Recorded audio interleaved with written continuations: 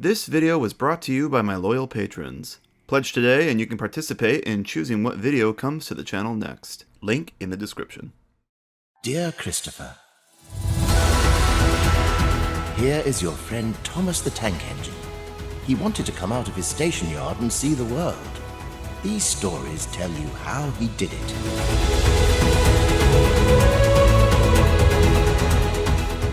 Welcome back, folks. It's been a while since the last episode, so let's do a quick recap so far. We have completed all 7 of the classic seasons of Thomas. Everything directed by David Mitton, everything that series creator Britt Allcroft has been involved with, and everything that was composed by Mike O'Donnell and Junior Campbell. Everything that has the original Thomas theme song plastered before it, we have covered. The next season is Season 8, which will be our first look at the show's big first rebrand under Hit Entertainment. However, before we get there, there's a little mini-season to be talked about. A Season 7.5, if you will. And that is Jack and the Pack. What is Jack and the Pack, you may ask? Jack and the Pack was Thomas's attempt at a spin-off series to run alongside the main show.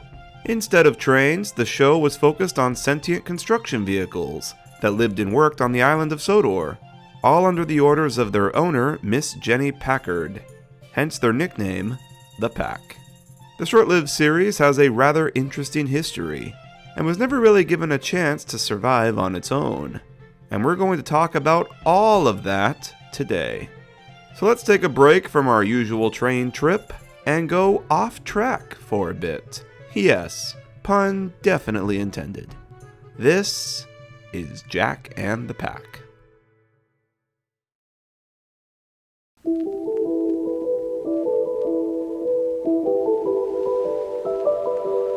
Jack and the Pack's beginnings can be traced back to early 2001. Thomas and the Magic Railroad, despite its critical reception, had helped expand Thomas's market across the world, particularly in the United States. During pre-production for Season 6, Galen Entertainment wanted more Thomas content, a new season every year moving forward, and also threw around ideas of a companion series, one focused on off-track characters. Early ideas toss around the possibility of giving Birdie the Bus or Harold the Helicopter their own shows. Gosh, imagine if that happened. But after a marketing meeting, they decided it was best to start from the ground up and introduce a new selection of characters. And what they decided on was construction vehicles. This quote from the series creator Phil Furley explains all. The concept for the series came out of a meeting with Galen's marketing people in New York, who wanted to make a companion series to Thomas that would appeal to the next higher age group, 6 to 8. Their market research showed that in terms of selling toys, boys in this age group like toys they can push and pull, load and unload. Therefore, I suggested them that we use heavy construction vehicles, not Bob the Builder vehicles, but really big ones. They bought the idea, and I returned to Los Angeles and began to do research at various construction sites to find out what the character dynamics were of the various heavy equipment operators. Among the operators, there is a great deal of pride in their work, and also a great deal of competition. They also take great care of their machinery, the life's blood of their work. The show and structure would not be much different from Thomas. Think Thomas, but with construction vehicles. Instead of a Sir Topham Hatt, you have Miss Jenny. Instead of Thomas, it's Jack. Instead of Percy, it's Alfie, and so on. They concepted a bunch of different character designs, many of which were approved and went into the building phase. Among these characters were a digger named Jack, who would later become solely a front loader, a little excavator named Alfie, a careless big bully dump truck called Max, a clumsy bumbling steam shovel called Ned, an ancient crane lorry called Kelly, and many others. The only of these concepted characters that didn't make the final cut was a lorry with a low loader called Nigel, likely because he was similar to the transporter character, Nelson. The props of these characters were gigantic, and they had to be to accommodate all their moving parts. These weren't just models of steam engines whose only working features were moving eyes and wheels that turned. These were machines that needed working excavator arms, the ability to spin their bodies in place, front arms that could bounce up and down, working caterpillar treads, crane arms that could extend and retract, etc. This much larger scale was affectionately called Jack Scale by the model crew. Notably, a Jack Scale prop of Trevor the Traction Engine was also built to interact with them, but barely appeared in the final episodes. As they were so big, they needed scale models of the engine characters to interact with them. So those giant Gauge 3 Thomas and Percy props built during Season 5 finally came of use, and they officially became the Jack Scale Thomas and Percy. Each pack member had numbers on them, though it didn't start with 1 like the trains did.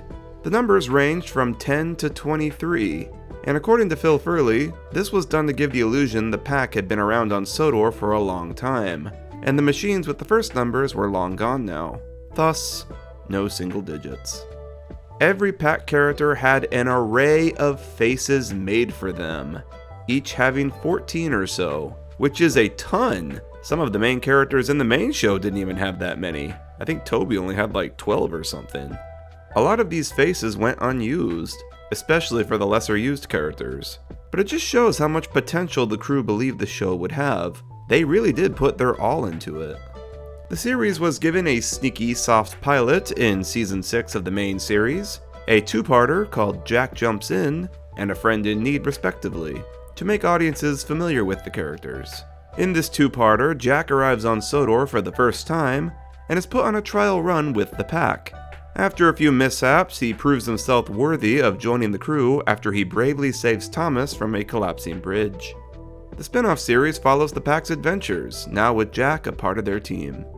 26 scripts were written for a planned full first season, to be filmed alongside Season 7 starting in late 2002. But in July 2002, something happens that threw everything off course. Ghislaine was bought out by Hit Entertainment. Hit Entertainment already owned Bob the Builder, and they weren't about to push forward another construction-themed show to compete with their own property. But since they had already begun pre-production and had the props already built and ready to go, they instead made some heavy changes. Hit greenlit 13 of the 26 episodes to release exclusively to home media, and requested that they all be rewritten to accommodate Thomas and Percy into them somehow, as opposed to before when they'd only appear every now and then. They also changed the show's title from Jack and the Pack to the much more boring and clunky Jack and the Sodor Construction Company. No reason given, but my guess was to incorporate Sodor into it, so it's more clear it's a Thomas property. The term the Pack was also completely removed from the episodes, and they are never referred to as such. I can only assume that this was done because Hit thought it made them sound gang-like or something. I really have no idea. The Steam Shovel character, Ned, even had his side decals changed to reflect this name change before filming began. No longer did it say Packard & Co. on his sides like it did in Season 6. Now it reads Sodor Construction Company. The titles of all the episodes were changed too to reflect Thomas or Percy in most of them, which of course is strange since most of the time they aren't even relevant to the plot. Such clever titles like Buster 1, Mole 0 was changed to Thomas and the Moles. Nelson Gets Carried Away, a perfect title, changed to Percy Helps Out. Byron Saves the Day to A Happy Day for Percy? What? Scaredy Scaredy to Percy's Scary Tale? Oh, come on! Percy doesn't even tell the scary tale in that episode. Whatever, it's fine. Gotta have that brand recognition, I guess. The 13 approved episodes were filmed during Season 7 as planned, from late 2002 to early 2003. However, now with longtime assistant director Steve Asquith directing instead of David Mitton. Asquith would go on to become the main director of the series following Mitton's leave after Season 7. Some of the same sets from Season 7 are even present in these episodes. My favorite tell is that Miss Jenny is still on the platform at Maithwaite in Season 7, in the same position as she was in one of the Jack episodes. Season 7 came out as usual in late 2003, but no sign of its companion series. Nowhere to be found. No general fan had any idea a spin-off was even in the works during this time. It was presumed that HIT had just decided to write off the series to focus more on their own rebrand of Thomas that would come later in 2004. And gosh, imagine if that were the case. All the Jack episodes would be lost media legends if they never got a home media release. Thankfully, they did.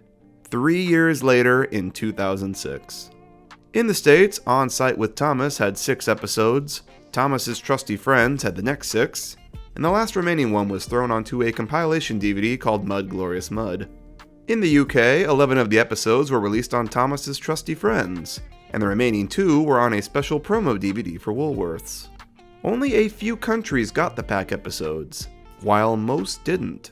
Strangely, Japan was one of the ones that did not, which is very peculiar since they're one of Thomas's largest markets. No reason for this has ever been given, as far as I know. In the English-speaking countries, the episodes were narrated by the current narrators in 2006, Michael Angelis in the UK, and Michael Brandon in the US. The score was also done by the show's then composer in 2006, Robert Hartshorn, instead of Mikan Jr. If you choose to watch the series in production order, the pack episodes would technically be your first exposure to the new Hartshorn score and the new Season 8 theme song. Following the end of this spin-off series, the pack continued to make occasional appearances in the main show. They had their big comeback in the 2008 movie The Great Discovery, and later some of the characters would reappear in the CGI era, even getting a few spotlight episodes to themselves. While there were big plans for these characters at the beginning that never came to be, it's nice to see that they never went totally forgotten, and some stuck around till the end of the show.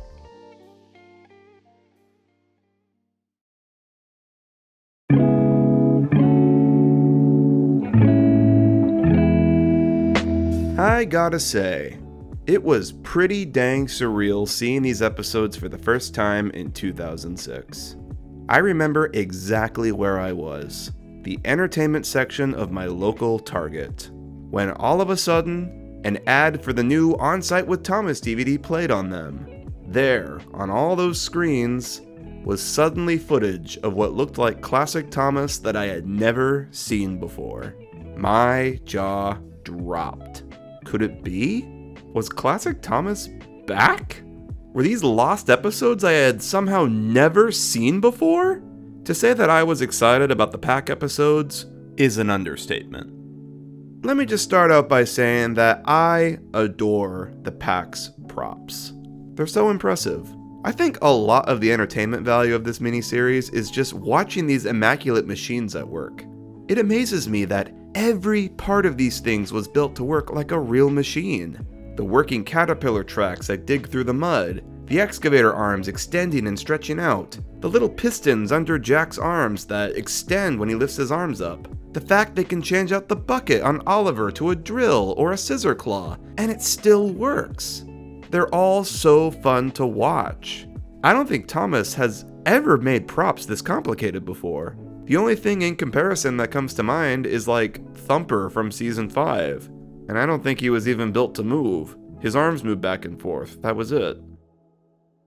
I also really love how British this miniseries feels. I mean, Thomas has always looked and felt British, like, duh. But the pack episode's even more so. I think that might come from the fact that it's road-focused, so there's more focused on countryside locations, and places where characters can easily run into humans, such as a constable on a bike, or a football coach.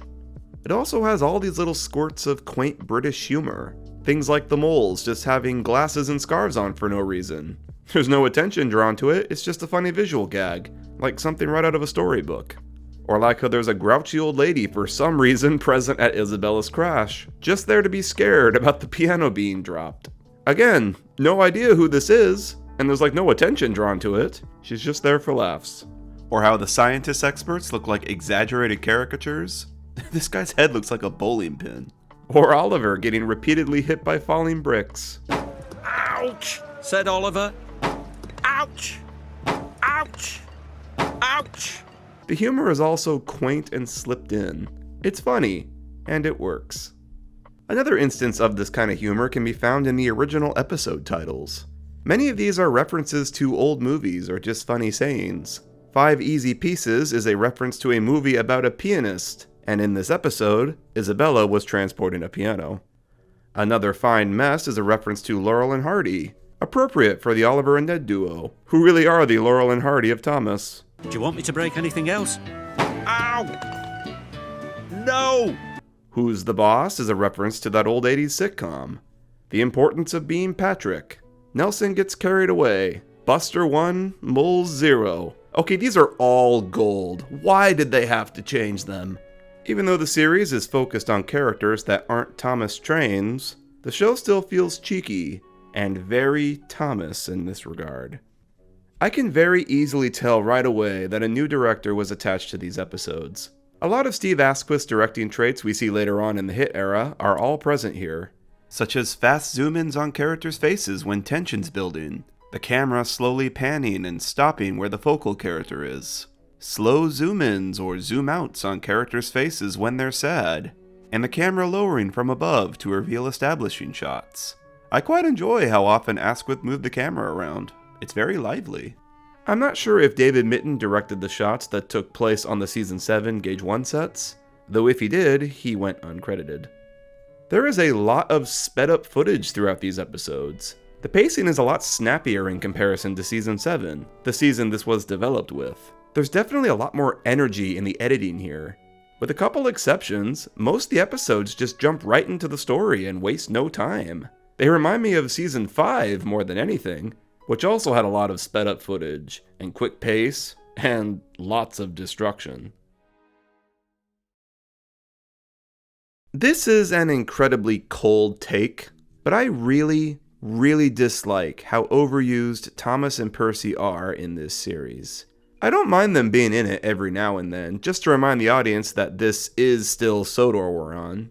But their presence in every episodes keep the new characters from taking center stage, I think. I would rather see these episodes as they were originally written, with no involvement of the railway at all except on occasion.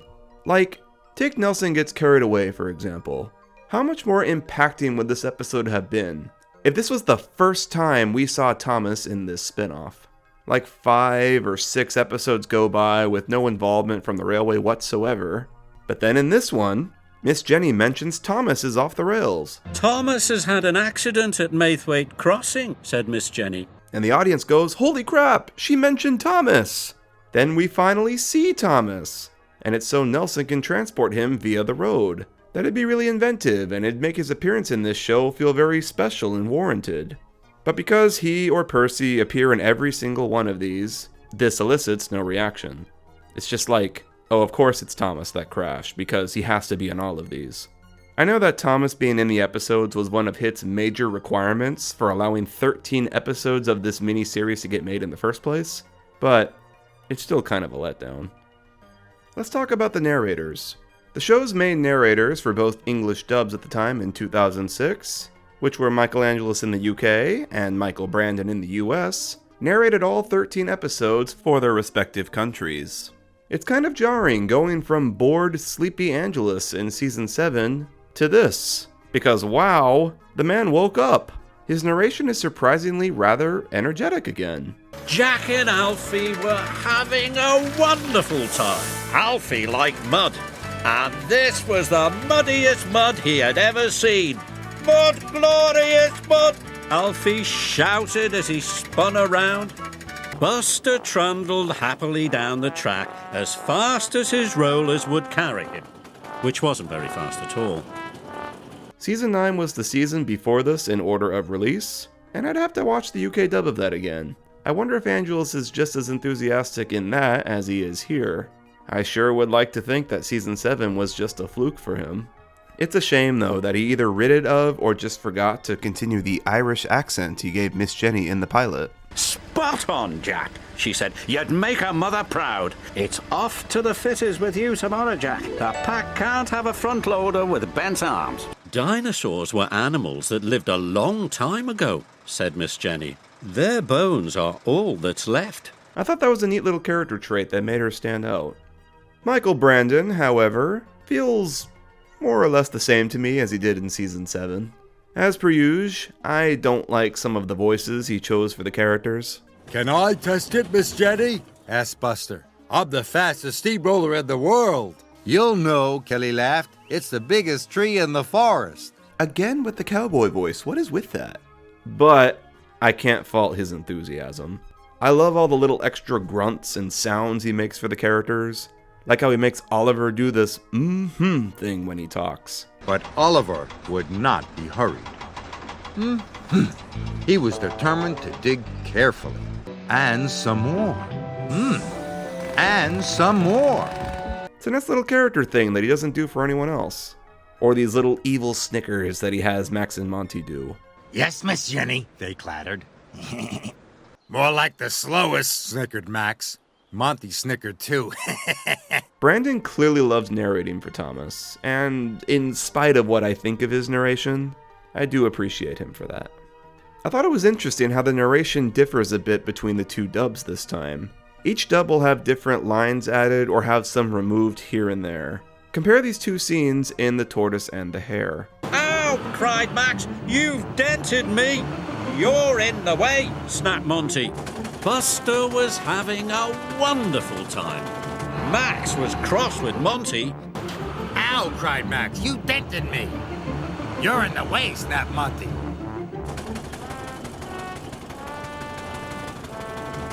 Max was still cross with Monty. They skidded off the track and into a ditch. Meanwhile, Buster trundled happily on. Off the track and into a ditch.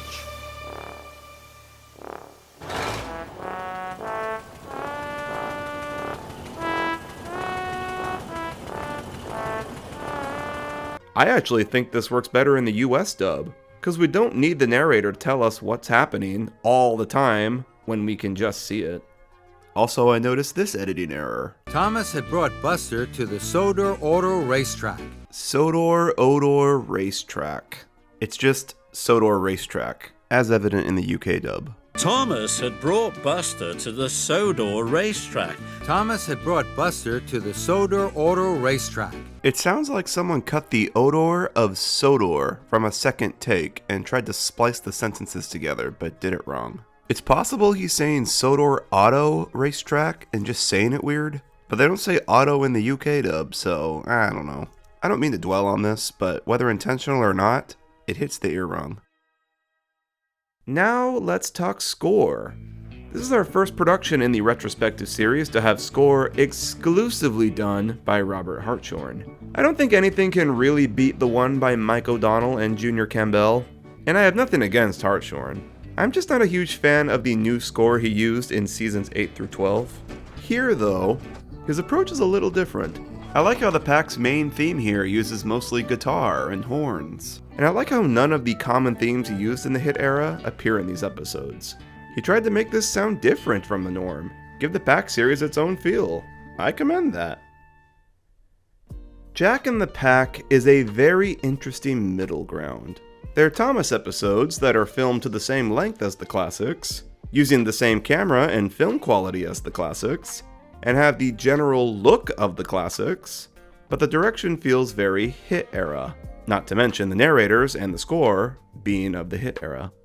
This all really makes me wonder, if Jack and the Pack had gone forward as its own series like the original plan, what would it have been like? Would it have had its own intro different from the Thomas one? Would Mike O'Donnell and Junior Campbell have done the score for it? Is there any chance it could have surpassed Thomas itself in popularity? Probably not, but it's fun to imagine. What a strange, alternate timeline we would have had if Hit didn't buy Ghislaine.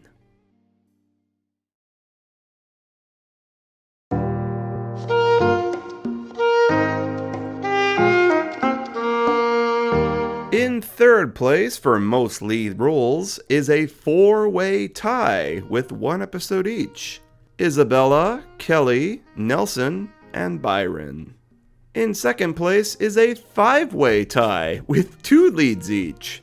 Alfie, Jack, Oliver, Buster, and Ned.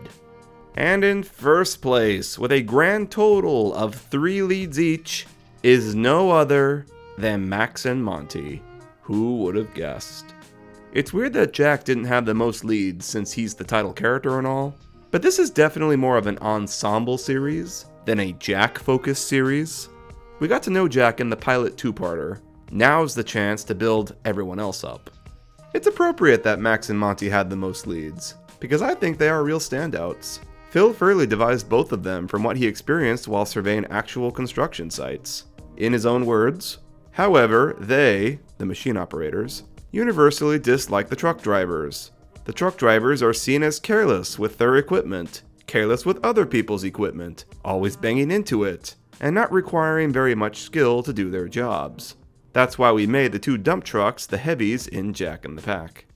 It's so interesting that Monty was not in the pilot. It was just Max.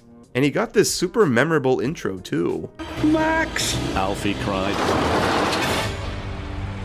The concept art also only depicts Max, so I have to assume adding Monty was a decision that they made after the pilot was shot, giving the main bully character someone to bounce off of.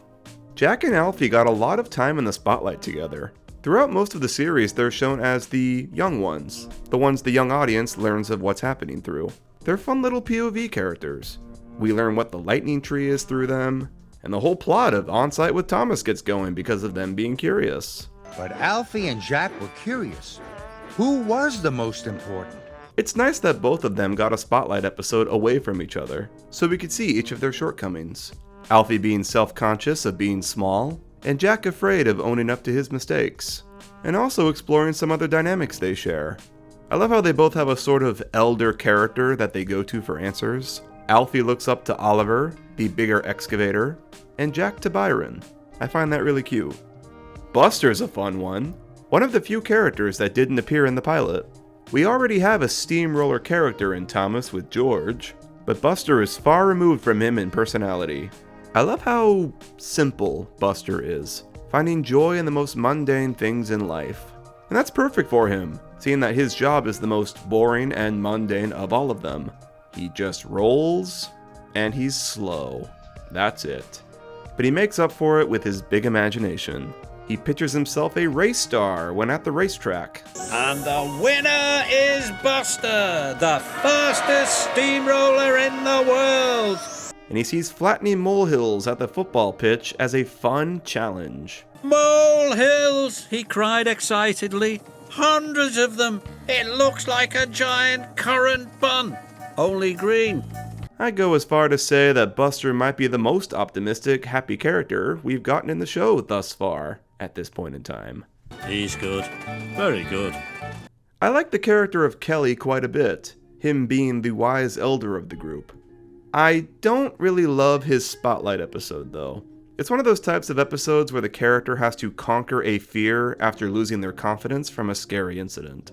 I think they should have went with a different Kelly story, like Kelly's Heroes, instead of this one to really show what his character is supposed to be.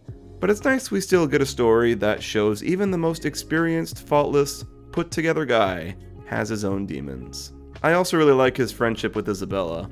I always got the feeling from the pilot that these two sort of formed their own clique and gossiped about everyone else. Isabella commenting about everyone not doing things properly, and Kelly, being the older, experienced one, agreeing with her. And I love that they continued to pair them up in this miniseries. I think the two that got the shaft the most were Byron and Patrick.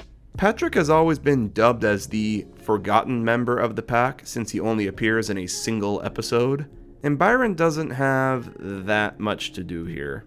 It's evident they had more plans for them, as those cancelled episode scripts show, but it's still a shame. Neither of these two were brought back in the later main series seasons either. We also got Nelson. He's fine, but there's not that much to him. He's a transporter and is overworked. That's about it. I can see why he never returned in the pack's later appearances. His face also looks a lot like Birdie's, which was always distracting to me. Am I the only one who's thought that? Thomas and Percy are also big characters in these episodes. I don't really have much to say about them, but I do love how Thomas being confused on why the pack love knocking buildings down is a consistent thing. I love demolition, said Alfie. It's when we get to knock buildings down. That's supposed to be fun? Asked Thomas. Thomas thought it strange that his friends were always excited about knocking buildings down. That's cute. But the MVP of Jack and the Pack, in my humble opinion, is Oliver. Looking at the pilot, Oliver and Byron were the two that didn't really have characterization to them. The others you all understood pretty quickly. So it's really great then coming out of this series with Oliver now a fully developed character. He's proper and polite, relied on for the big jobs, one of the Pack's elders. But he ain't perfect, and clearly has a very high opinion of himself. Oh, my no, said Oliver politely. Digging the foundations is the most important. And that's what I do. And despite his polite nature, he isn't above getting frustrated and annoyed. Oh, bother, said Oliver.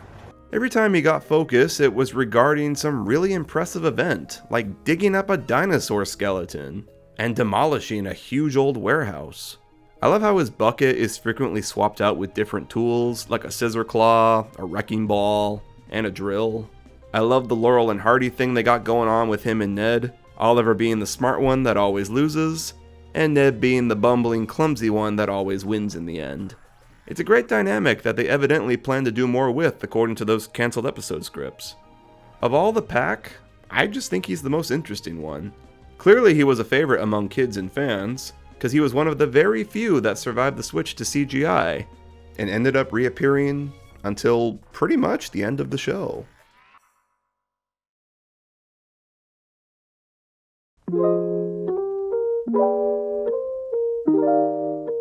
The Pack's standout episode is also my favorite one. I'm pretty sure it's everyone's favorite, so this should come as no surprise. It's Thomas's trusty friends. I think what I love the most about this episode is that there really is no moral. Ned wants to demolish a building, and then he does. That's it. It's such a simple premise that they used to elicit the most comedy they could out of.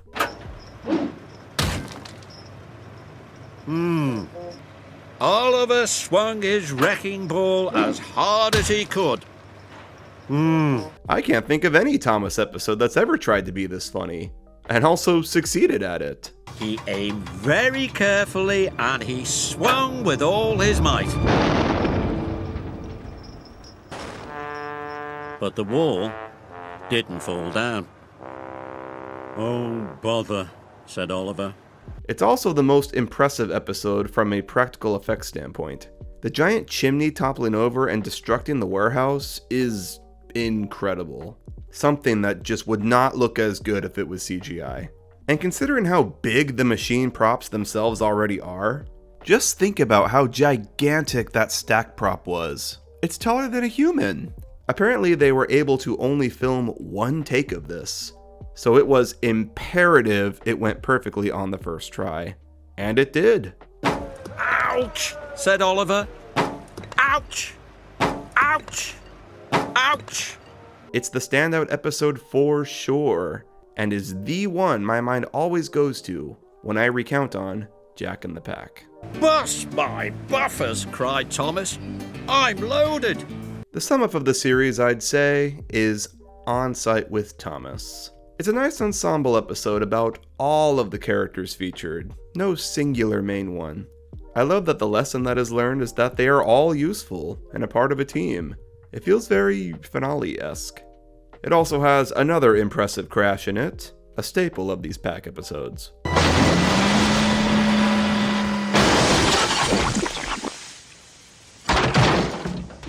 They got these big-ass props, so they might as well go big with the crashes, right? Love it. The worst episode of the lot, in my opinion, is Jack Owns Up. It's an episode in which I feel nothing happens in. They all go to this warehouse area that they hype up, but the machines are never seen actually doing anything there. They don't build anything. They don't use their abilities in interesting ways. They just move around. Jack owns up to a mistake that he made, and then the episode ends. It doesn't really ever feel like that the story started. Meh.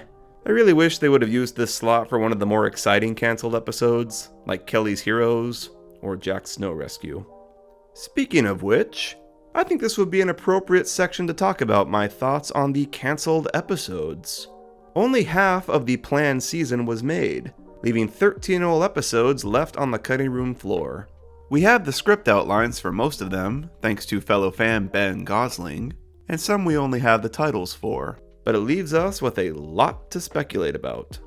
With no question, I think the episode I would have liked to see the most is Jack's snow rescue.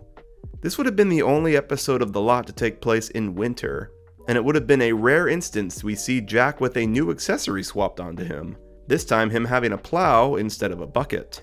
After a big snowstorm, Jack is sent to clear the road to a stranded mountain village, and on the way rescues a bus with children aboard stuck in a snowdrift, to which then Miss Jenny gives him some kind words. This would have been a very visually different episode for the series, and a sweet little Jack being a hero story. Kelly's Heroes is a fun ensemble one, which involves the pack working at a big leveled embankment constructing a viaduct. Kelly warns Jack to be careful, but he doesn't listen and rushes off. Isabella asks Kelly if he plans to stop him, only for Kelly to respond, "No, I'm letting him learn the hard way." Jack crashes, and Kelly rescues him. Some great Kelly characterization in this one. All the while, Oliver and Ned are involved in a silly B-plot where Oliver ends up on the edge of the cliff. This sounds so fun. I wish they greenlit this. The Importance of Being Patrick would have been Patrick's big spotlight episode, where he would have remembered an old recipe for concrete Miss Jenny's father had told him, in which they use for an ornamental garden that a fat mirror later declares open. And to Patrick and Miss Jenny's relief, his weight doesn't cause the concrete to crack. I can't believe that's the plot. It's a simple story with no action, so I can see why they passed on this one. But it's really interesting that they introduced that lore that Patrick was owned by Miss Jenny's father before her. I also would have loved to see what the prop of the fat mare would have looked like. Isabella Gets Steamed would have involved Isabella taking over for Trevor in a Harvest Festival parade, pulling a choir float. This would have been neat solely for the fact Trevor would have appeared in it, and we would have seen his Jack-scale prop in action. There are a lot of nothing stories, and I can see why that they passed on them. Alfie Has a Secret that deals with Alfie being in on a secret for something that's being built, which just ends up being a hedgehog crossing. There's not much to that one. There's one where Jack and Alfie swap jobs for the day. One where Byron is bossy. Yeah, I can see why they axed some of these. The Thomas Theorist did a great video outlining all the plots for the canceled pack episodes. I recommend checking it out if you want more information. Link in the description. The word I'm going to choose to describe Jack and the Pack is quaint. This miniseries is quaint in the best possible way. The characters are all simple, with simple motivations and goals. The settings of the stories are quaint and in the quiet countryside. There's no grand, overarching plot across the episodes. It's just fun. Fun, supplemental, experimental Thomas content, featuring all new characters and allowing us to see the world of Sodor from a different point of view. I like these characters, simple as they are, and I like watching them do their thing. You can really tell the crew had a lot of fun making this spinoff. From all the fun crashes they got to film, to working all the machines and their appendages, to the funny bits of humor that they got to sprinkle in throughout. Everything about this just screams good old fun. And sometimes, at the end of the day, that's all we need Thomas to be. A fun, lighthearted, quaint time. My only real criticisms of this series is all the changes that Hit made to it in order for the thing to get made. I would have limited how often the train characters appear, probably would have selected a couple different stories, but overall, I enjoy Jack and the Pack very much. And I am oh so happy these characters continue to appear in the main show. It's really nice that all the showrunners over the years had enough respect for them to not just totally ignore their existence, because their spin-off didn't work out. And so ends our coverage of Classic Thomas in the Thomas Retrospective. We've had glimpses of where the show is going, and in the next episode, we will fully step into Season 8, aka Thomas and Friends fully under Hit Entertainment's ownership. Boy oh boy. What a long road ahead we have before us. And thus ends another episode of the Thomas Retrospective. I hope you all enjoyed this one. I always like revisiting the Jack episodes every now and then. They're such a weird novelty in Thomas's history, but a fun one. A very fun one. Following this video will be part 2 of the Every Star Wars Ranked video series, which will be covering the prequels. It'll be a nice lengthy video, around the same length as part 1, maybe even a bit longer. The script is fully written, I'm ready to record and edit, but it might take a little bit of time to come out. Part 1 didn't exactly take off view-wise, so I might do another Thomas video before part 2 to give that one some time to gain more traction, and I'll keep you all updated in the community tab. If you haven't checked part 1 out yet, I highly recommend you do. It has a lot of information on the behind the scenes and making of the first movies. It's nice every now and then to break away from the norm on the channel. Gotta keep things fresh here, you know? And I just want to give another shout out and thank you to all my patrons again. I couldn't be doing what I'm doing right now if it weren't for your support.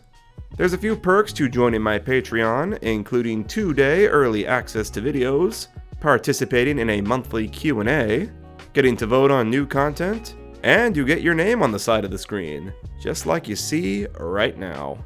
Link is in the description. More fun stuff is on the way, folks, so stay tuned. I will see you all in the next one.